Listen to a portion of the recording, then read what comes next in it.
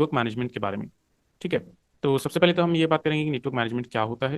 Okay, और उससे पहले भी अगर बात करें नेटवर्क का इंट्रोडक्शन हम कर लेते हैं कि नेटवर्क क्या होता है। तो कोई भी दो नोड्स होते हैं, कोई भी दो सिस्टम होते हैं, उनके बीच का इंटरकनेक्शन जो है वही आपका नेटवर्क कहलाता है। ठीक है। तो अब इससे क्या मतलब है, तो जैसे मान के चलो हमारे पास दो पीसीज हैं, एक PC 1 है और एक PC 2 है। ठीक है। तो अब उन दोनों को आपस में डेटा शेयर करना है। ओके।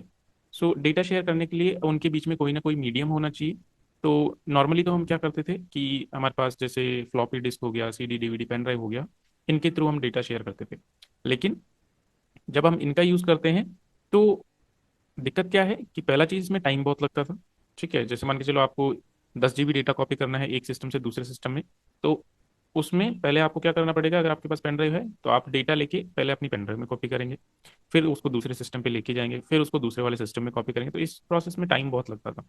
ठीक है। दूसरा चीज़ कि अगर आपका डेटा बड़ा है, जैसे मान के चलो अगर आपके पास 8 GB का पेन ड्राइव है, तो आप maximum at a time 8 GB data आप एक सिस्टम से दूसरे सिस्टम में लेके जा सकते हैं। अब अगर आपका डेटा हुआ 40 GB तो क्या करेंगे। ठीक है।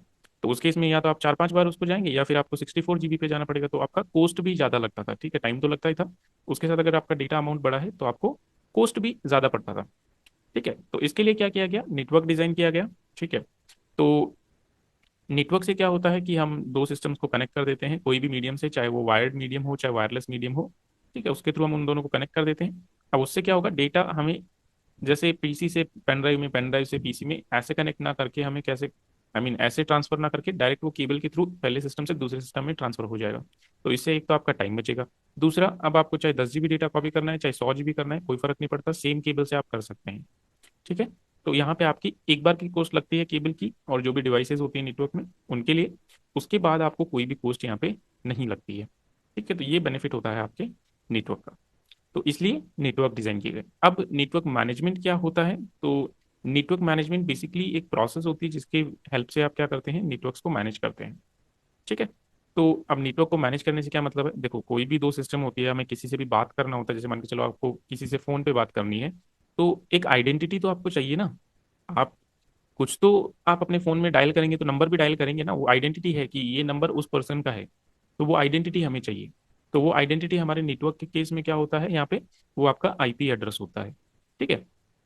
तो यहाँ पे नेटवर्क मैनेजमेंट का सीधा सा मतलब ये होगा कि आप अपने सिस्टम में IP एड्रेस कैसे असाइन करेंगे। ठीक है, कैसे उसको नेटवर्क को ऑन और ऑफ कर सकते हैं, मतलब चालू या बंद कर सकते हैं। ओके। तो ये चीज़ें हम यहाँ पे देखेंगे कि कैसे आप अपना IP एड्रेस सेट करेंगे, क्या तरीके होते हैं। ठीक है। तो वो सब चीज़ें हम यहाँ पे बात करने वाले हैं। तो नेटवर्क मैनेजमेंट एक सीधी सी प्रोसेस है जिसकी हेल्प से आप अपने लिनक्स सिस्टम का नेटवर्क मैनेज करते हैं, मतलब उसको IP एड्रेस असाइन करना। ठीक है। और उसके नेटवर्क को एनेबल डिसेबल करना, ये सब चीज़ें हम यहाँ पे करने वाले हैं। ठीक है। तो कैसे आप एक नेटवर्क क्रिएट करेंगे, मॉडिफाई करेंगे, डिलीट करेंगे, ये सब प्रोसेस हम यहाँ पे देखने वाले हैं।